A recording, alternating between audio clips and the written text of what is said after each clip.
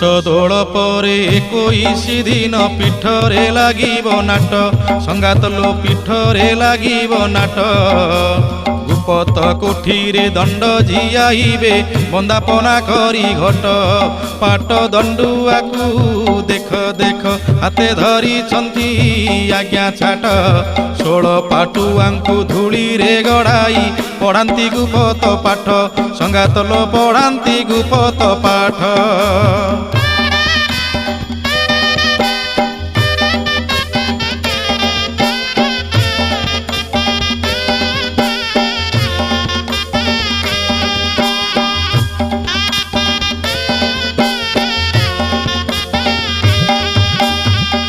କୁଶ ଗଣ୍ଠି ଚମ୍ପା ଫୁଲ ଖୋସି ଉପାସିଆ ସର୍ବେ ମିଶି ସଂଗାତ ଲୋ ଉପାସିଆ ସର୍ବେ ମିଶି ପାଣି ତୋଳି